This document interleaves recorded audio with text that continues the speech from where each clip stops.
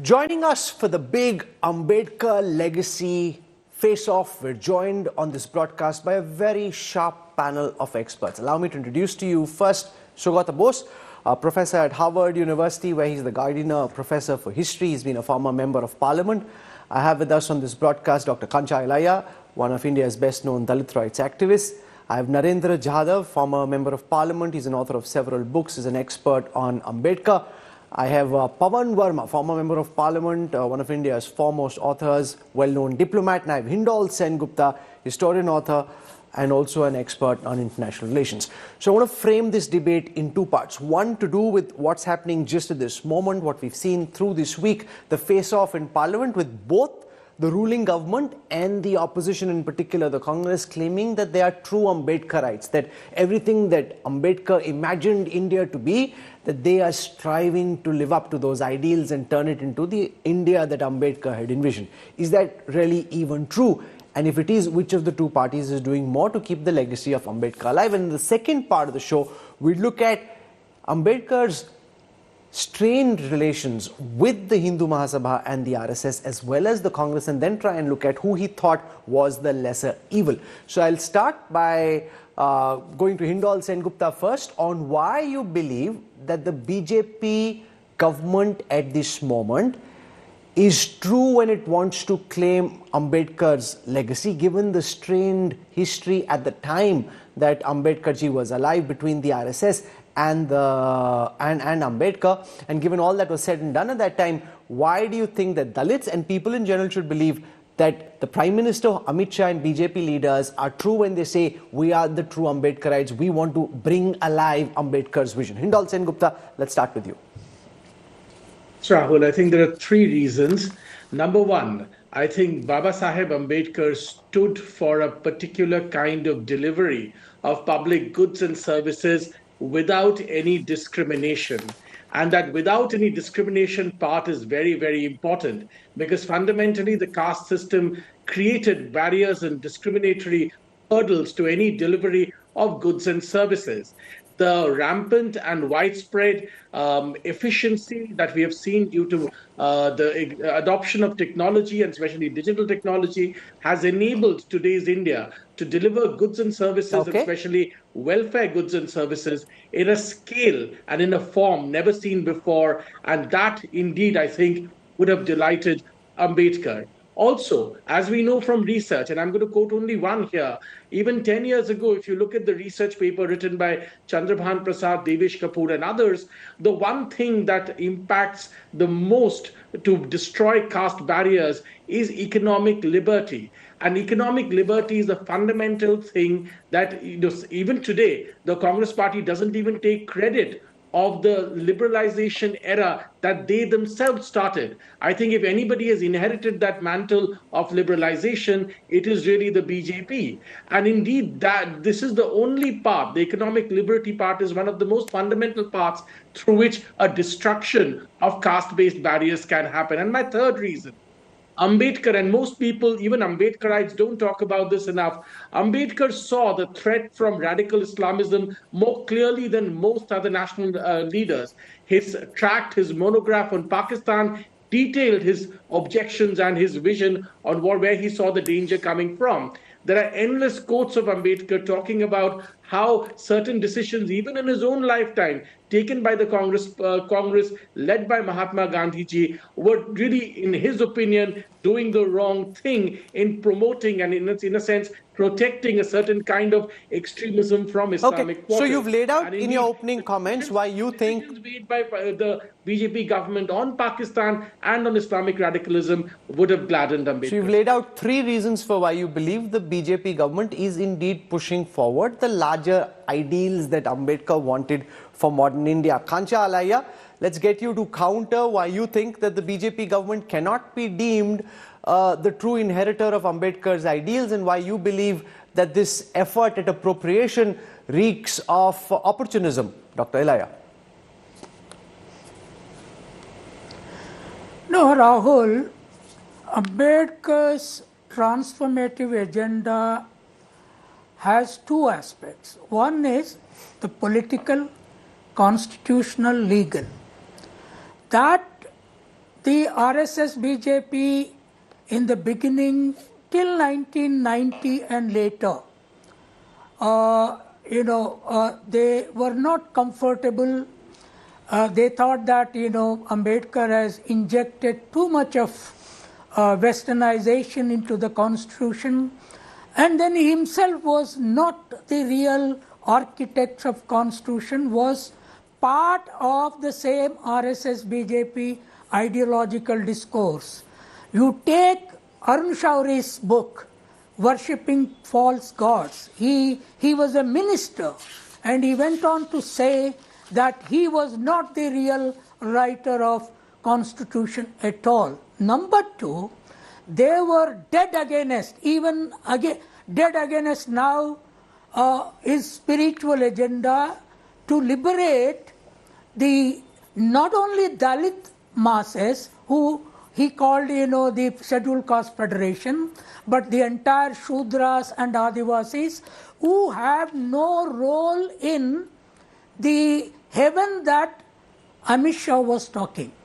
How can Kancha Ilaya, a Shudra, shepherd, a Dalit, Narendra Jadhav, or an Adivasi can go to heaven where Mohan Bhagavat and Amit Shah are there? No, but the RSS constantly talks about one Samaj, one well, one village. They want for all Hindu communities, including the Dalits, to come together with other Hindu communities, and that's what Mohan Bhagwat ji and the BJP are pushing very hard towards. No, listen. No, I'll give you one example. Recently, one of the top state minister rank Dalit officials visited my friend's house in Hyderabad. The moment he entered the house, the children around, 3 years old, 4 years old, they have a habit of saying Jai Bhim, whoever comes. You know what that Dalit official said? No, don't say Jai Bhim, you say Jai Sri Ram. Now these are two different spiritual worlds. And that family gave him some food and all that, but they did not even see him off because he was against their Ambedkar spirituality. Ambedkar. So the point is, what Amit Shah was saying was not just his word. They are trying to even tell everybody, even by giving the posts within their domain, that don't use Jai Bhim. That is the spiritual heaven that Ambedkar has created as an alternative heaven to the No, but you're Hindu saying what you are, but there is no have, comment they are on record from anyone to say So that that any senior BJP leader has ever said to Dalits, don't say Jai Bhim. They may, of course, chant Jai Shri Ram or Jai Siya Ram, but no one has ever said... No, it is not saying. But did you ever see, did you ever listen Mohan Bhagavat saying Jai Bhim? Or Amit Shah saying Jai Bhim? Narendra Modi said, I know, even Narendra Modi after this debate said, we are here because of Ambedkar. But Mohan Bhagavat never said that.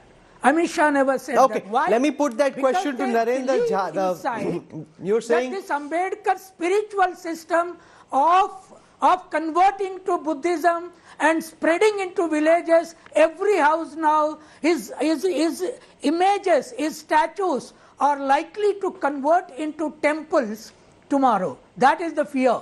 And RSS, BJP will not Narendra Jadhav, this. respond to Kancha Alaya. Those Sudra Dalit When he says that the RSS, BJP are not comfortable with the idea of Ambedkar as a modern day God, that it wasn't a slip of tongue by the Home Minister. If you look at his comments, it suggests a deeper reservation about wanting to treat Ambedkar as God. A lot of the people in the Dalit Samaj do. The BJP, RSS, the charge goes, doesn't. And this wasn't a slip of the tongue. It reflects what's deep inside the RSS conscience. Let Narendra Jadhav respond to that.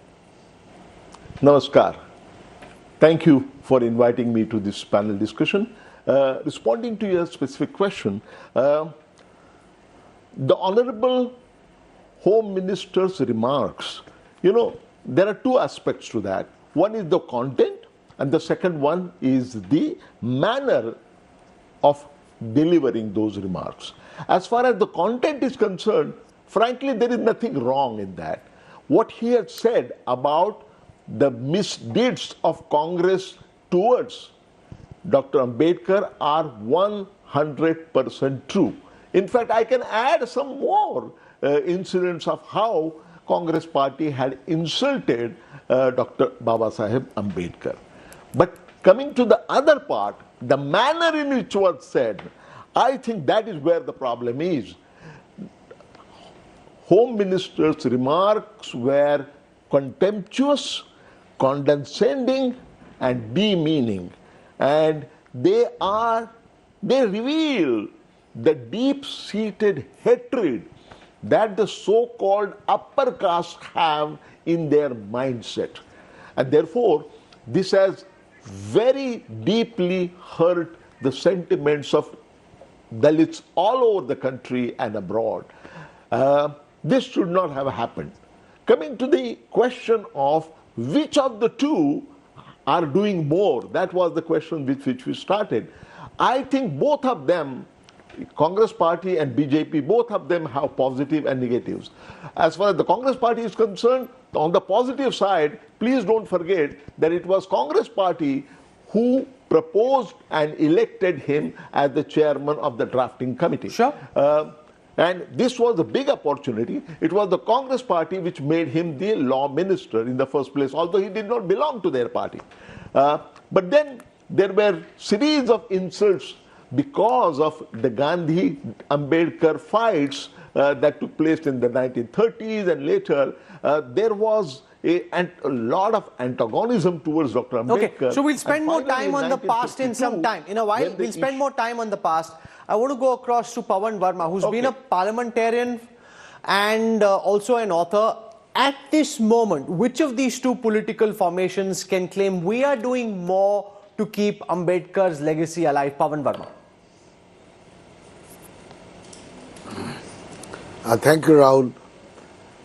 My frank view is that this sterile attempt by both the BJP on the one hand and the Congress and some parts of the opposition on the other to constantly fight a competitive battle to appropriate past leaders of great stature such as Ambedkar has reached really juvenile levels.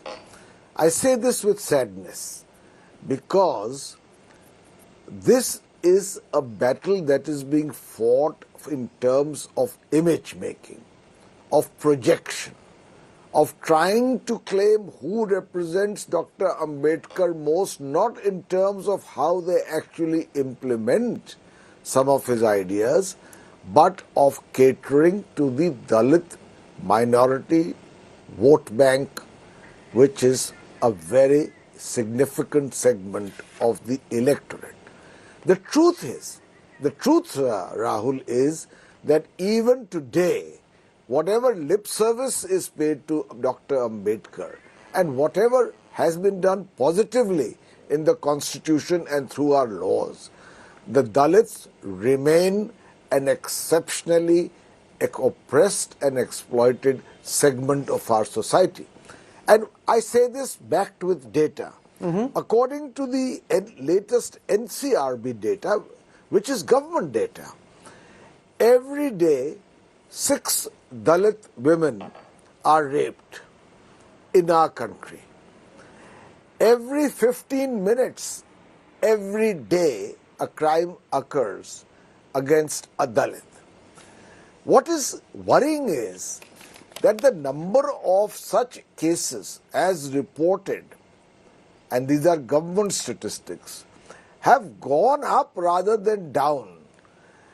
In fact, in 2022, of which we have the latest figures, they went up by close to 15% as compared to 2021.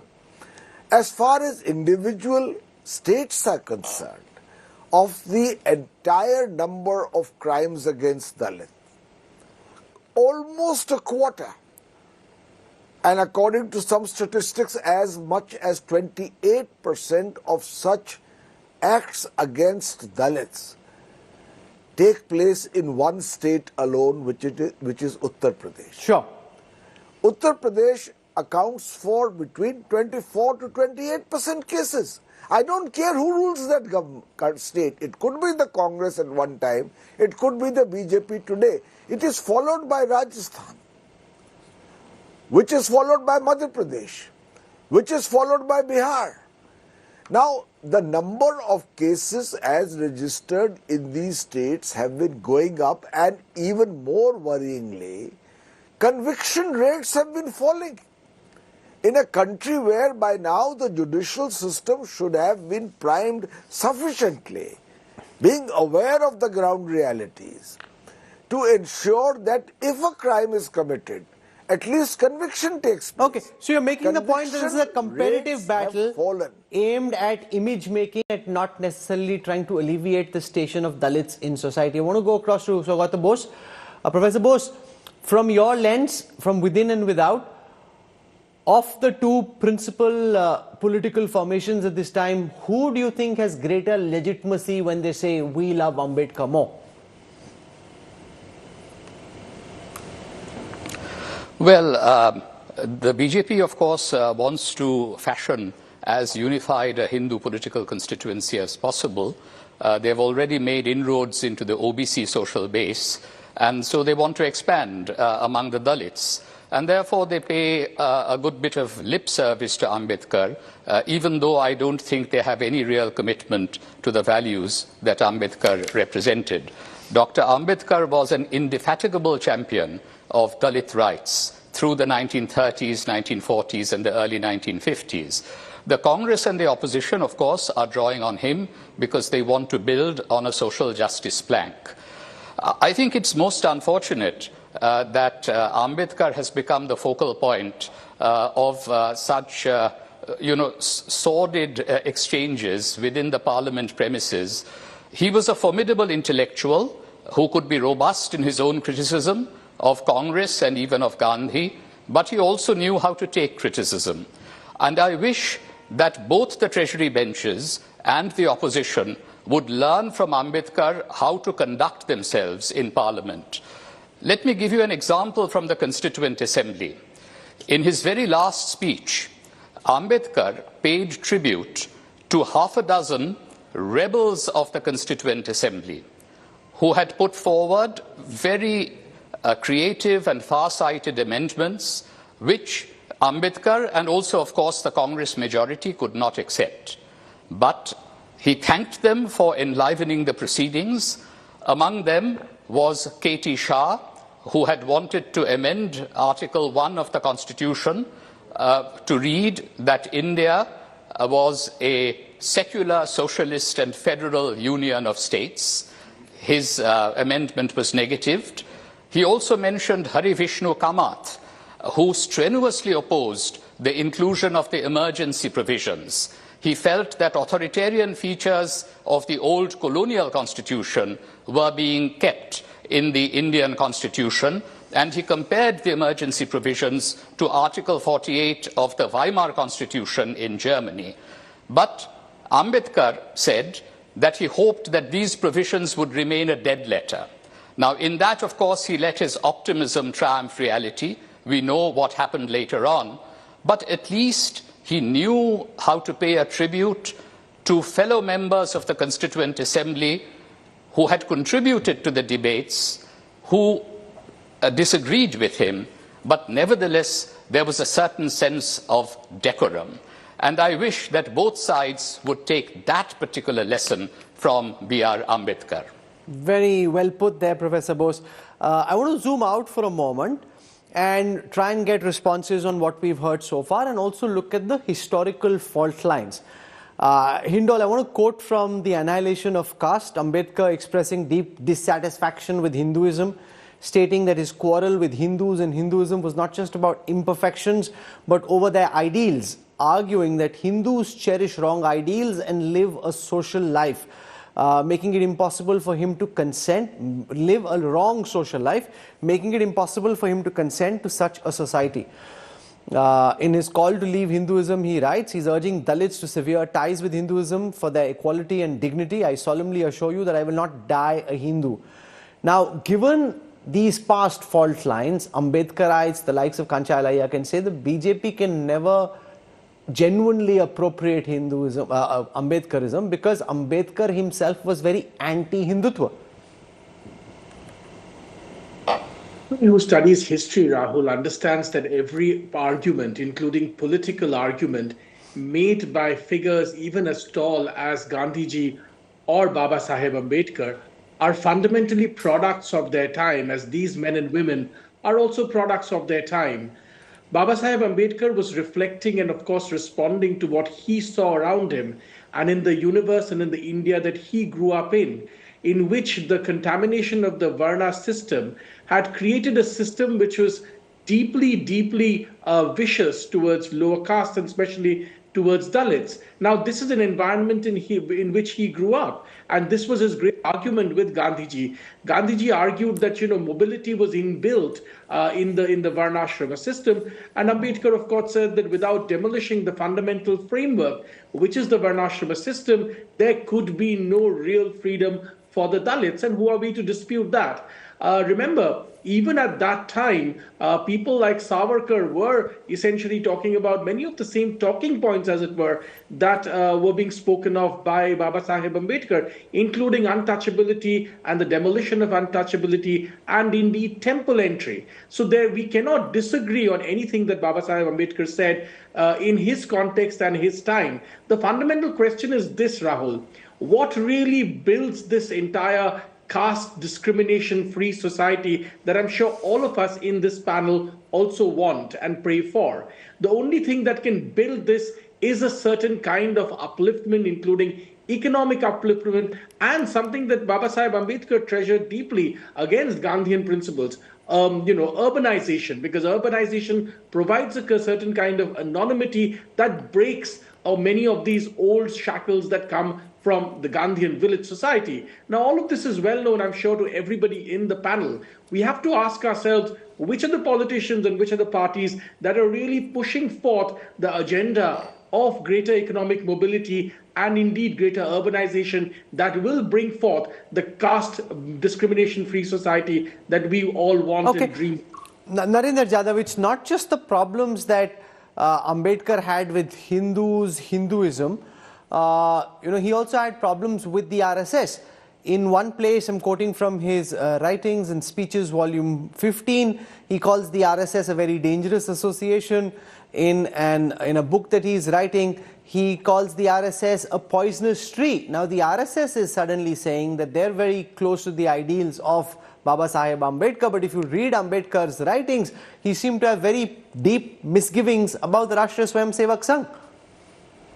Let me put the fault lines in perspective.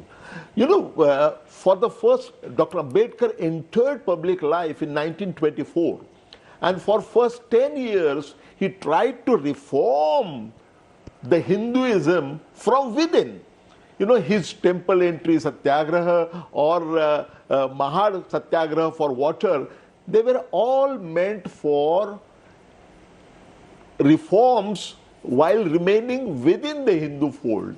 But by 1935, he was completely frustrated because it was not yielding the desired result.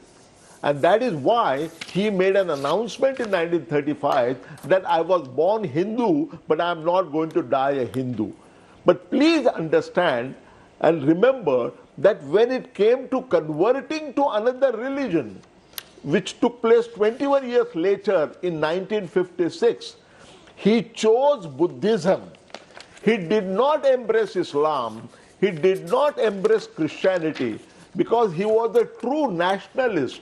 And that is a particular factor which comes close to the Indianness that RSS has been talking about. So there is no conflict that I see there, but both sides have been trying to own up Dr. Ambedkar. One of his old colleagues, N. Shivraj, had said that Dr. Ambedkar would be more powerful dead than when he was alive.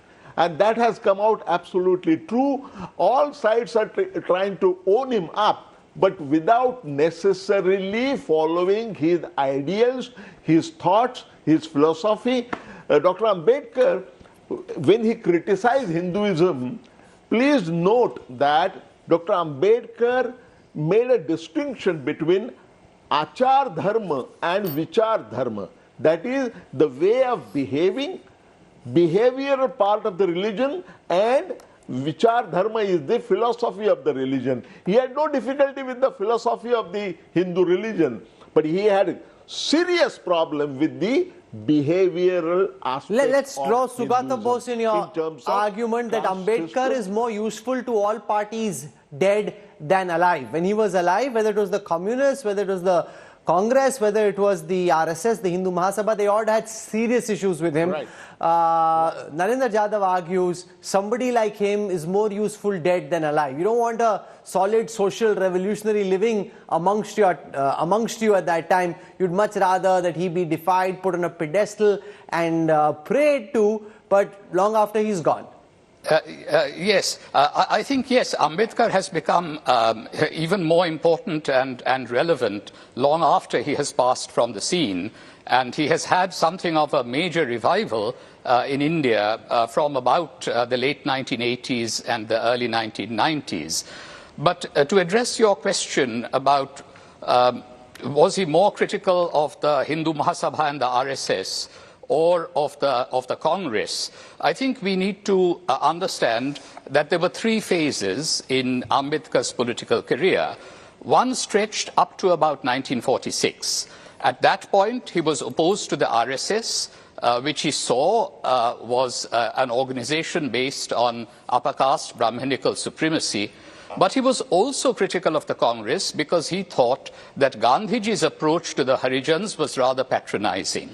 And so, when the British offered separate electorates to the depressed classes, the scheduled castes of today, Mahatma Gandhi went on a hunger strike, and Ambedkar had to make a compromise with him. And that's the origins of what we have today, reservations of seats in our legislatures and parliament for the scheduled castes and also the scheduled tribes. So he was critical of both. Then there was a very brief moment from 1947 to 1951 when, thanks to Mahatma Gandhi's generosity, Jawaharlal Nehru inducted Dr. Ambedkar into his cabinet, and he also served as chairman of the drafting committee of our constitution. Now, at that stage, he was forced to go along with some of the Congress's ideas of a centralized state. Before 1946, he was a proponent of a much more federal state. He envisioned a United States of India. That is a federalism that he had learned from his teacher, John Dewey, long ago at Columbia University. But that brief moment of working with the Congress High Command and the government ended in 1951. And after that, I think Ambedkar became a critic of both the conservative sections of the Congress as well as the Hindu Mahasabha, who were stymieing his social reform project. And that is what ultimately led to his spectacular conversion to Buddhism in 1956, the very last year of his life. So I think we need to periodize Ambedkar's life and see at which points he was rather more critical of the Congress and where he stood in terms of his ideology, his basic values, completely opposed to both the Hindu Mahasabha and the RSS. Also, when he resigns from Nehru's cabinet, the resignation letter is very revealing. It shows you the deep level of frustration with being assigned a ministry he thought was inconsequential, and how Nehru was making appointments based on friendship and pliability rather than competence. Pawan Verma, if the question was to be framed as who of the two would Ambedkar have disliked less? Here and where do you think Ambedkar would have come out? From his readings, his writings and everything he said and did, would he have disliked the Congress less, or would he have disliked the Hindu Mahasabha and the RSS less?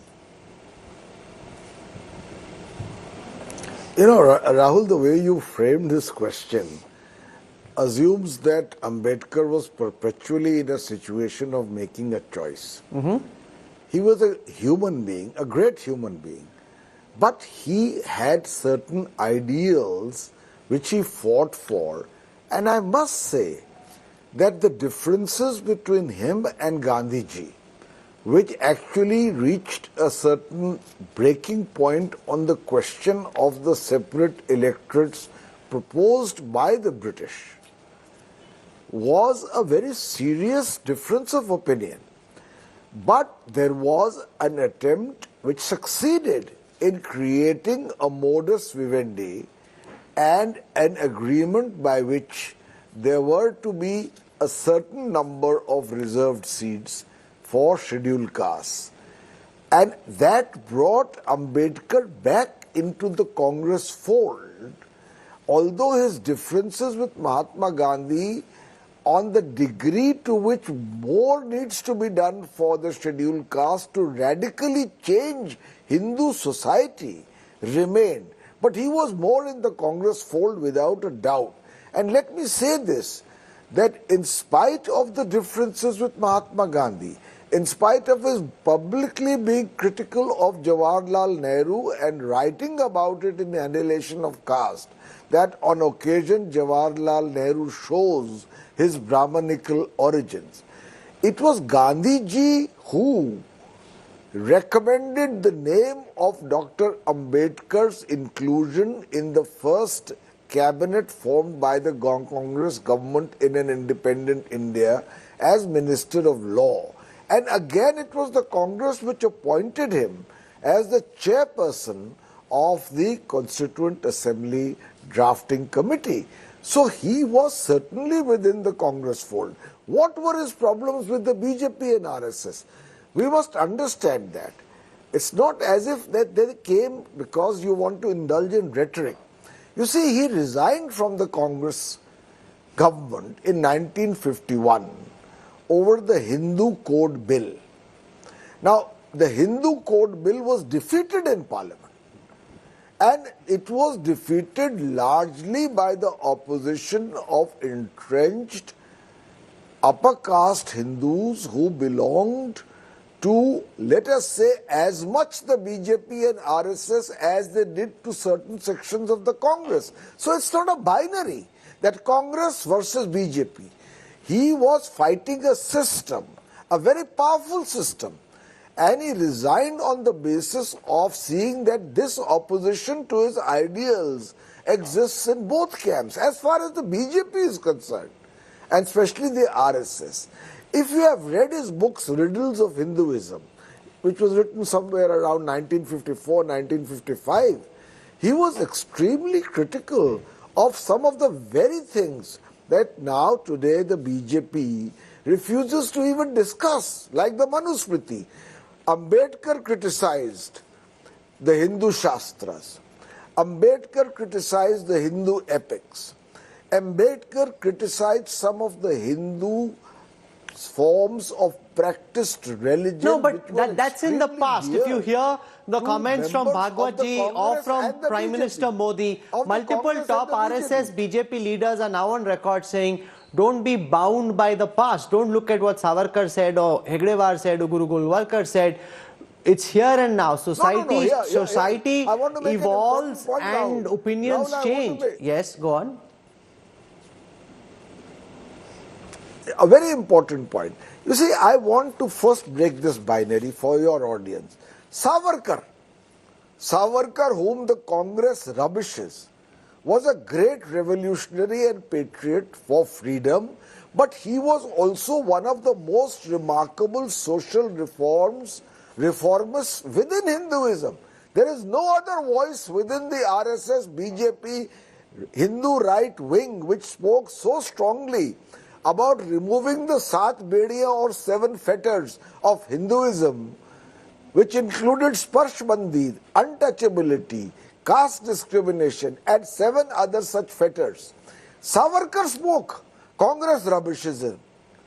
Here you have RSS, Ambedkar criticizing icons of what are that of the BJP and the RSS. And you have RSS and BJP appropriating him. That is why I began my statement by saying that this is a juvenile war. Please go back to the ideals of Ambedkar And don't create a binary between the Congress and the BJP, because actually he was opposed to many factors which were very dear to very powerful elements in both segments. Okay, you make an important point. I want to put And that this question to Kancha appropriation Alaiya now. that has been fought Dr. in Alaiya, Parliament. if the question were framed as who would Ambedkar have disliked less, he had several ideological issues with both the Congress's mindset and the Hindu Mahasabha and the RSS. Which of the two would he have felt less animosic towards? How would you respond? Kancha Alaiya. Well, I would start right now from the present stage around Parliament and Delhi.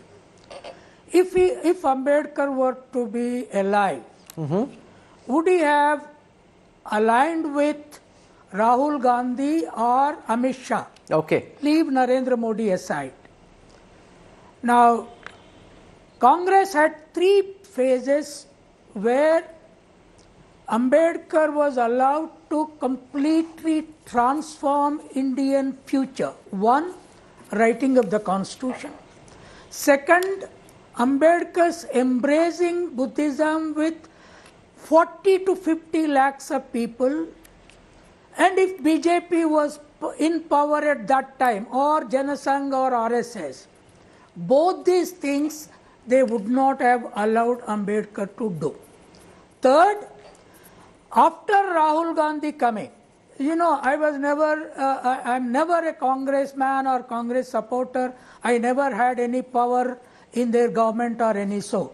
Today Rahul Gandhi is holding Ambedkar photo in his hand and wearing a blue t-shirt, and on the other side the main link between Narendra Modi's government and RSS, Amit Shah, is saying you are taking an ordinary man's name 7 times. Instead of that, you should have taken God's name. Which God he is referring, we all know. We all easily understand. If that God's name, you would have gone to heaven. No, which God is he Where would referring to? You don't know that. gone? You are trying to Certainly read into his mind and say things he didn't say. You are attributing motives. To Rahul Gandhi. He would have supported to Rahul Gandhi now, because he is talking about caste census, because he is talking about removal of 50% reservation that Ambedkar visualized according to population data, and he is now, having come from Nehru family, having come from Indira Gandhi family, having come from Rajiv Gandhi family, who opposed reservation in Mandal movement when I was fighting. His father opposed. Today this is what Congress is, with Kharge as the president of the party, who built a massive Buddhist vihar in his own constituency. Certainly Ambedkar would have. Okay, so you've lit up this debate, again, and I'm also out of time. Kancha Alaiya arguing that if Ambedkar was alive, of the two he would have sided with Rahul Gandhi and not with the BJP, because he's pushing for a caste census. Kharge as Dalit is president of the Congress. He's building these big statues, and therefore I'll get Hindol Sengupta to respond first. Final comments that if Ambedkar was alive today, Kancha Alaiya argues he would have been on the side of Rahul Gandhi. Only one thing to say, Rahul, that if Baba Saheb Ambedkar would have been alive today, he would have been cognizant of the fact that from all these decades, it took till 1990 to give a man like him the Bharat Ratna, and it did not come under a Congress government. He would have been very cognizant of that fact, that in what circumstances the Bharat Ratna was denied to him till 1990, and in what circumstances the Bharat Ratna was actually given to him. Surely that too, if he notices colors of clothing, surely he would remember that too. Okay, that's just one argument. Let's see if Pawan Verma has more. Kancha Alaiya sparks fire into the debate by saying if Ambedkar was alive, he'd be more willing to side with Rahul Gandhi than with the BJP. Let me say to you, Rahul, very clearly, if Dr. Ambedkar was alive, he would be fighting the system in which both the BJP and the Congress and other ruling parties have failed his ideals. We are still a deeply hierarchical society where even today Dalits are actually killed for having the temerity of mounting a horse to lead their marriage procession. Let's be true to facts. We pay lip service to the Ambedkar Sahab today because the Dalit vote matters. But we carry out this tamasha. No, but can I counter what you're saying by saying, Pawan Verma, that you're citing these extreme cases? I mean, how many Dalits are being killed when they, jump onto a horse? And the fact that while there may be some opposition to marriage processions, etc., it's coming down. Society as a whole is less casteist or less animostic towards the Dalits than it was, say, 50, 60 years ago. Yes, you are right. But remember, that is because Dalits have learned to fight for their own political empowerment. It is not because ground has been yielded necessarily by the upper caste in our country to the extent that it should have. We have had a Dalit chief minister in UP, not once but thrice, in spite of the system and because they have empowered themselves. Dr. Ambedkar would be asking that, contrary to what you just said, Rahul, why are cases under government statistics of the NCR going up? Why are conviction rates following? Why are every day 6 Dalit women being raped and actually in the Hathras case being cremated by the police overnight? These are questions that Dr. Ambedkar would ask the political system. Okay. And which we must answer instead of playing out this war in Parliament. Narendra Jadhav, I'm out of time, so very quick final comments. Kancha Alaiya argues if he was alive today, he'd be more Team Rahul than Team BJP. I would say very quickly that if Baba Saheb Ambedkar was alive, he would not have taken side of either BJP nor he would have taken side of Congress. He would have stood for his principles. And by the way, let me correct something that was said earlier by Pawan Verma, that Dr. Ambedkar at some point went into the Congress fold. Absolutely wrong. Dr. Ambedkar never entered Congress fold and he was very vocal about it. So he would not have joined either, he would not sided with either. And this is not to be seen as a binary thing. Dr. Ambedkar would have stood for his principles. Dr. Ambedkar was the one who awakened the social conscience of our country. Dr. Ambedkar would have fought for the principles that he laid down in the Constitution. Okay. Liberty, equality, fraternity and social justice. That is what he would have stood for. Professor Sugata Bose, final words. Would he have leaned more towards Rahul Gandhi than the current BJP? That's the argument that Kancha Alaiya makes. I want to hear your thoughts before I finish. Well, he would probably have been closer to a social justice agenda. But I would still say that there is a strong element of political opportunism on both sides. And the time has come to make a really intellectually and politically honest assessment of Dr. Ambedkar, draw on his philosophy in order to break the shackles of caste-based discrimination, which still continues in our country today. Well, we've had a fascinating contest of ideas. You've heard different perspectives from across the ideological spectrum. I want to thank Professor Sugata Bose, Narendra Jadhav, Dr. Kancha Alaiya, Pawan Verma and Hindol Sen Gupta for joining us in this argument about the legacy, past and present, of Baba Saheb Ambedkar. I hope you enjoyed this conversation.